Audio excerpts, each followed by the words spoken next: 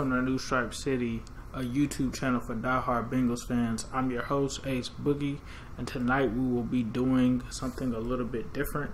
We'll be going through Marvin Lewis's press conference and breaking it down bit by bit. I'll give my thoughts on what I think Lewis is trying to say or any hidden messages. So let's get it started.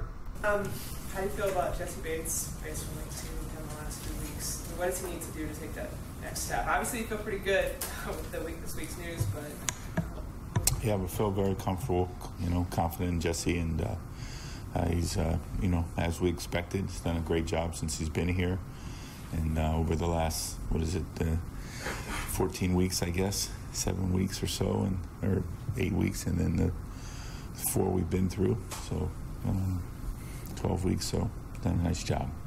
You get to this point in the preseason. So it sounds like Marvin definitely feels like Jesse Bates is ready. It seems like they've been evaluating Jesse for a while. Seems like from the moment they drafted him through minicamp and the fact that he was able to get first team reps definitely played a factor. So it seems like the George Iloka move was something that they've been on board with for a while, which is nothing new. How much do you start turning the page towards the regular season in terms of game planning and things like that? Well, we spent all our time about the regular season with our players. We don't really, you don't plan in the preseason versus the opponent. At least we haven't. We spend our time basically on the opponents.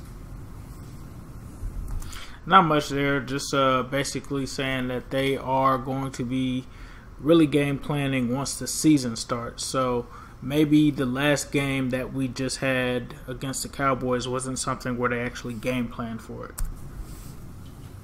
Alex Erickson kind of made this team based on what he did in the return game. I think you guys are giving some other guys a look. Is he at the point now as a receiver where he can make this team if he's not the return guy? He has an opportunity to, yes. So it seems like Marvin is kind of mum on Alex Erickson's role going forward. Seems like he might see him as a wide receiver now at the moment. On the D-line, I know you don't like comparing year to year, but the depth and the talent you have on the D-line right now, is it as good as you?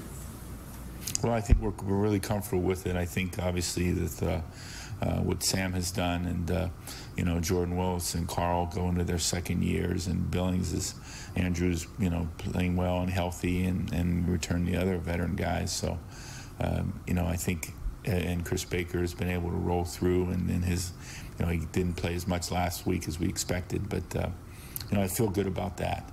And we'll get some of the 2 other young guys back in practice this week, which will help us that have missed the last 2 weeks. So Marvin talked a lot about Sam Hubbard there and Jordan Willis. He really didn't mention much of Michael Johnson there. Did touch on Chris Baker and gave a reason why Chris Baker didn't play much last week.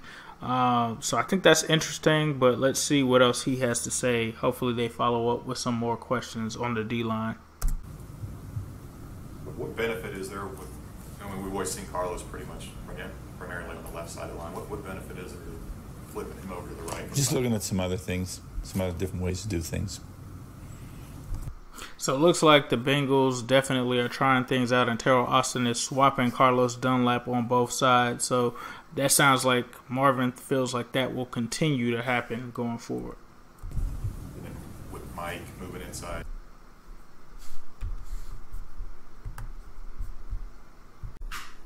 Outside, and we're seeing that with Sam too.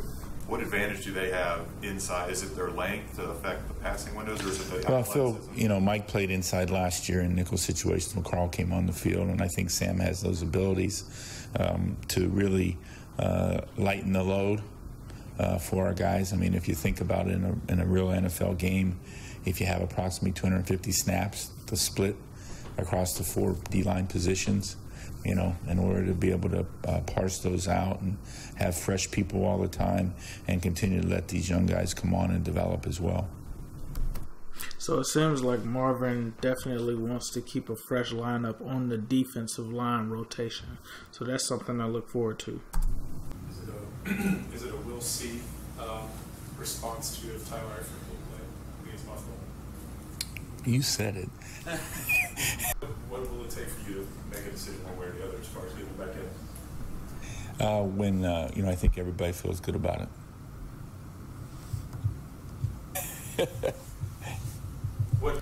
So nothing really there on the Tyler Eifert front, which isn't surprising. I'm not sure if we'll see Tyler Eifert. I would probably say we probably won't.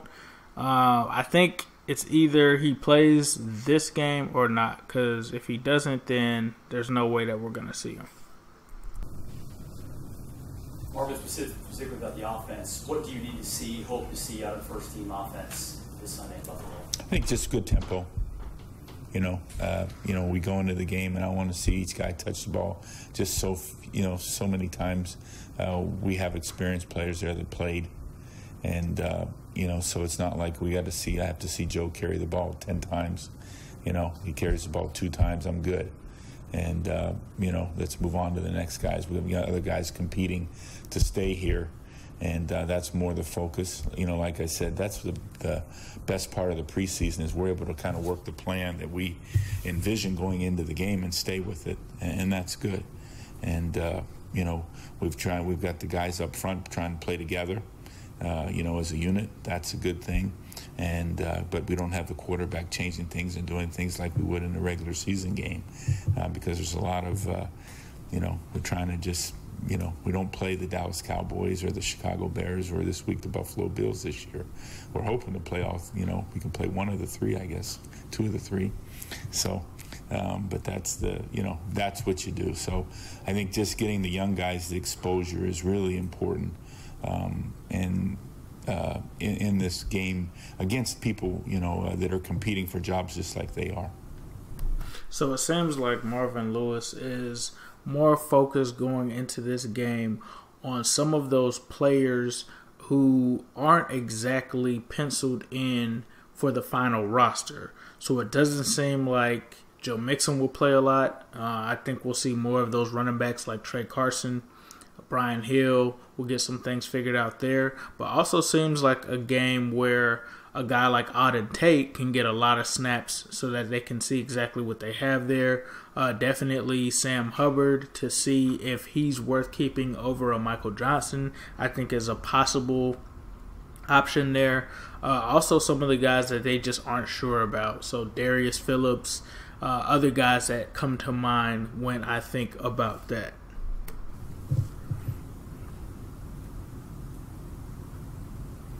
Darius Phillips has had some pretty good kick returns, but we've also seen him drop some punts in practice. Where's the trust level with him? Well, Darius has done a really good job in the games. And, sometimes in practice they're working on different things. And, but we have a real comfort level with him. And we just have to keep extending that. And, that way I would, it's... I think having to do that all the time here like we do is a little different. And but I think he has my confidence level in him is pretty high. So it seems like Marvin Lewis definitely feels like Darius Phillips is making an impact on special teams, and does seem to feel like he's confident in his abilities, that Darius could be our kick returner or our punt returner this year. So that's very interesting.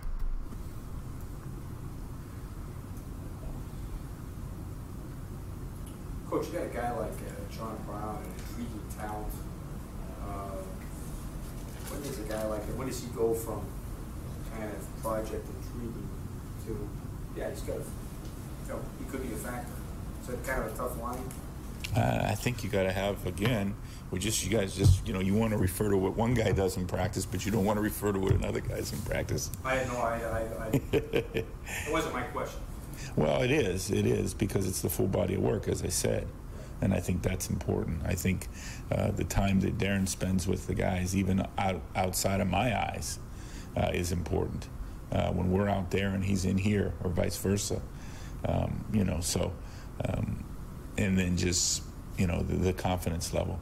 When we line up to kick a field goal, I expect to walk away with 3 points, and it's not a maybe or maybe not proposition. Randy's not. Randy's been doing it for 7 years or so. Well, hopefully whoever we have out there, again, I have the confidence in that we're expecting to make the kick.